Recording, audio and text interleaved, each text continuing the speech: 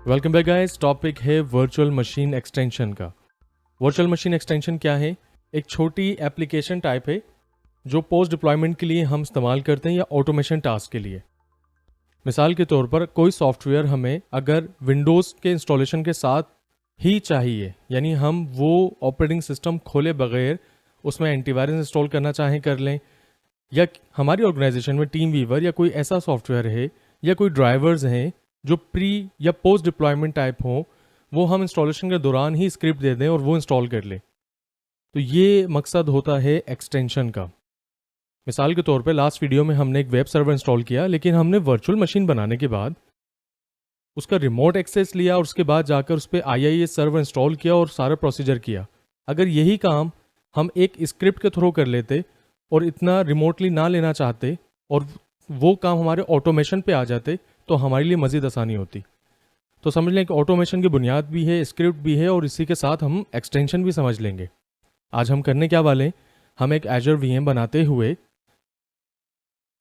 Virtual machine जब बना रहे होंगे तो साथ में हम इसकी एक्सटेंशन पैक को यूज़ करेंगे, जो विंडोज़ का extension custom script extension tool है, और ये हम एडवांस टाइप से देखेंगे।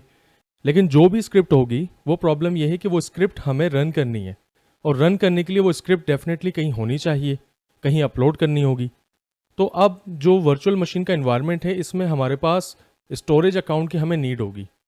अब स्टोरेज अकाउंट तो वैसे इन डेप्थ बहुत एक डिटेल टॉपिक है, लेकिन हम इसको समझ लेते हैं आसान ज़बान में। जैसे गूगल ड्राइव या वन ड्राइव होती है, इस किस्म का हम एक फ़ोल्डर बनाएंगे जो हमारे इख्तियार में होगा, जो वर्चुअल मशीन्स वालों के इख्तियार में नहीं होगा। तो हम स्टोरेज अकाउंट के अंदर एक अदद कंटेनर बनाएंगे जिसे हम फोल्डर समझ लेते हैं टेस्ट के नाम से, और उसमें हम एक कस्टम स्क्रिप्ट का इस्तेमाल करने वाले हैं, जो स्क्रिप्ट हमें इंस्टेंटली वो रोल फीचर इंस्टॉल कर देगा जो वेब सर्वर का हमने पिछली वीडियो में proper click step by step करके इंस्टॉल किया था। और यही तो फ़ायदा है स्क्रिप्ट का, और ताकि हम ऑटोमेशन कर सकें। तो लैब सिनेरियो और एक्सटेंशन के हवाले से आपको समझ आया हो। आइए ज़रा इसकी लैब परफॉर्म करते हैं। हस्ब मामूल कोई भी काम शुरू करने से पहले हमें रिसोर्स ग्रुप बनाना है ताकि हम कैटेगराइज करने में आसानी हो चीज़ें सिलेक्शन में। हम रिसोर्स ग्रुप पर आए, resource group RG1, resource group 1, और यहाँ से रिव्यू एंड क्रिएट करते हैं। रिसोर्स ग्रुप बाज़-औक़ात बनने के बावजूद सामने नज़र नहीं आता, हम रिफ्रेश कर लेते हैं। वेब ब्राउज़र कभी कॉन्फ्लिक्ट कर जाता है, हम रिफ्रेश करते हैं, RG1 ऑन स्क्रीन है। वर्चुअल मशीन की जानिब आते हैं। Virtual machine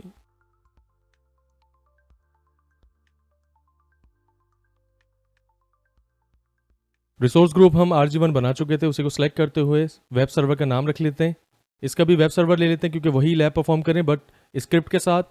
availabilities on, no infrastructure को सिंपल स्टैंडर्ड कर देते हैं। सर्वर 2025 ही ठीक है। User name and password. Web server है, HTTP पोर्ट इनेबल करनी है ताकि हम इनबाउंड पोर्ट को अलाउ कर सकें और इंटरनेट पब्लिक IP के थ्रू उस सर्वर के वेब सर्वर को एक्सेस कर पाएं। नेक्स्ट करते हैं, डिस्क पर आते हैं, नेटवर्किंग पर आते हैं।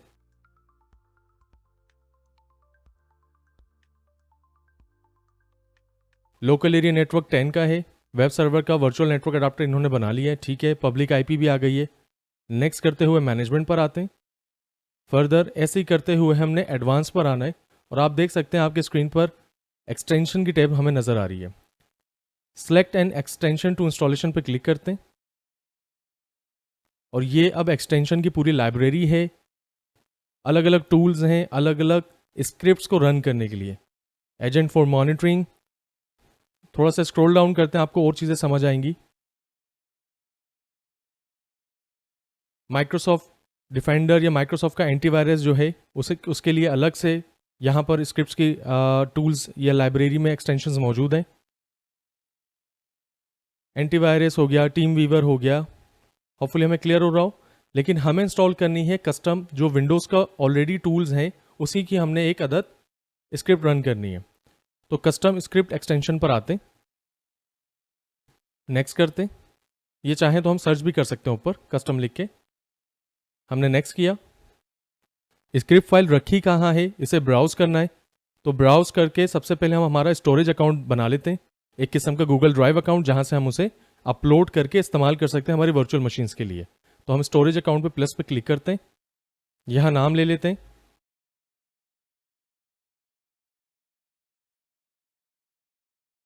और जो रिक्वायर्ड फील्ड है उन्हें हम खाली देख लेते हैं। जैसे रिसोर्स ग्रुप हमसे मांग रहा है तो हम RG1 ऑलरेडी बना चुके थे, हमने RG1 सेलेक्ट करते हुए इसे ओके किया। यह हमारा स्टोरेज अकाउंट एक बन गया, जैसे गूगल ड्राइव वन ड्राइव जैसा होता है। अब इसको ऐसे ही तसव्वुर करें, ओके करते हैं।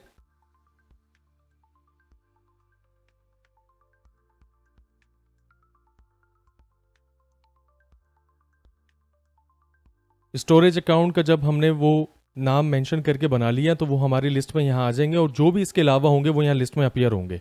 हमने इसे क्लिक करते हुए आगे आते हैं तो देखें कंटेनर का ऑप्शन आ रहा है। ये वो कंटेनर है जो फोल्डर्स वाइज कैटेगराइज करेंगे।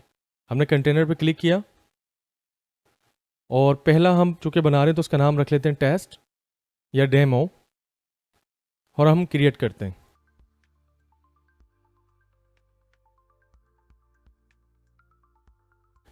स्टोरेज हादिस खान के अंदर हमने कंटेनर टेस्ट के नाम से बनाया। अब इस टेस्ट वाले फोल्डर टाइप को क्लिक करते हैं जो कि एक कंटेनर है, और यहां हम देख सकते हैं कि अपलोड का ऑप्शन नजर आ रहा है। हम यहां कोई भी स्क्रिप्ट हम अपनी अपलोड कर सकते हैं। और स्क्रिप्ट से याद आया, स्क्रिप्ट तो हमने ये वाली स्क्रिप्ट है इंस्टॉल विंडोज फीचर, इसको हम आपने कैसे अपलोड करना है, ये स्क्रिप्ट हमने कॉपी करी, नोटपैड ओपन करना है, Ctrl+V से पेस्ट किया, सेव एज करने के बाद इसे हमने पावरशेल की एक्सटेंशन देनी है। डेस्कटॉप पर आए, यहां से ऑल फाइल्स, जैसे मैंने ऑलरेडी यहां सेव रखी हुई है इंस्टॉल ये वाली, यहां हमने नाम दे दिया फॉर एग्जांपल इंस्टॉल, और डॉट लगा के एक्सटेंशन PS1 देना है। पावरशेल की एक्सटेंशन है, तभी वो स्क्रिप्ट को रिकग्नाइज करेगा। ये फाइल नेम आ गया हमारा, इसको आपने सेव कर देना है। मैं ऑलरेडी बना चुका हूं, डेस्कटॉप पर है।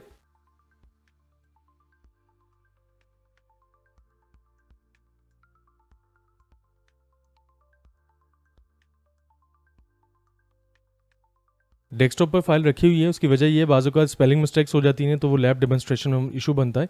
इसी फाइल को मैंने नोटपैड पर ड्रैग करा तो देखें वही फीचर्स और वही स्क्रिप्ट है जो आपको दी गई है। ठीक है, इसे फिलहाल मैं खाली चेक कराने के लिए किया, हमने इसको क्लोज कर देते हैं। पोर्टल पर वापस आते हैं, यहाँ से अपलोड करते हैं, ब्राउज फॉर फाइल्स, डेस्कटॉप पे रखी है, इंस्टॉल पावरशेल की कमांड से ओपन करते हैं एंड अपलोड।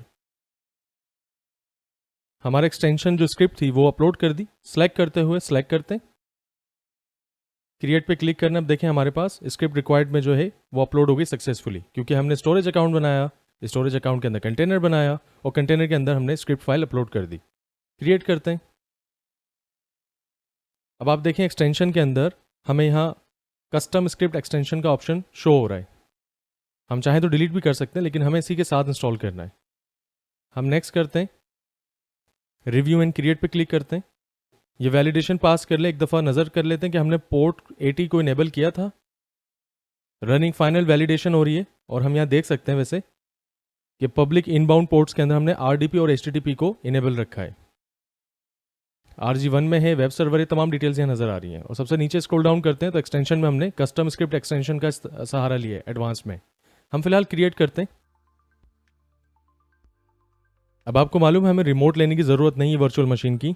हमने उसे प्री पोस्ट डिप्लॉयमेंट के अंदर ये बता दिया है स्क्रिप्ट के सहारे कि हमें वेब सर्वर ऑलरेडी इंस्टॉल करके दिया जाए जब operating system Windows server 2025 install हो जाए। तो हमने सिर्फ, आप पता है क्या चेक करना है, जब ये कंप्लीट इंस्टॉलेशन हो जाएगी हमने खाली पब्लिक IP लेना है और वेब ब्राउज़र पर पेस्ट करके चेक करना है, उसमें ऑलरेडी वेब सर्वर इंस्टॉल हुआ आएगा। वो अलग बात है कि बाद में हमने अपनी वेबसाइट अपने हिसाब से टेम्पलेट्स वगैरह अपलोड करने हो, उसे तो रिमोट डेस्कटॉप कनेक्शन के लिए हमने RDP पोर्ट रखी थी, लेकिन एक्सटेंशन का मकसद जो था वो हमें वाजे हो जाएगा। डिप्लॉयमेंट कंप्लीट होने के बाद हम गो टू रिसोर्स पर जाते हैं, और वर्चुअल मशीन की पब्लिक IP वेब सर्वर आ गया, डिप्लॉयमेंट कंप्लीट हो गई। यहाँ से इसकी पब्लिक IP कॉपी करते हैं, न्यू टैब ओपन करते हैं, right click and paste and go. उसूलन वेब सर्वर का पेज ओपन हो जाना चाहिए। और गाइज ये सक्सेसफुल इंस्टॉल हो गया था, वेबसाइट ओपन हो गई है।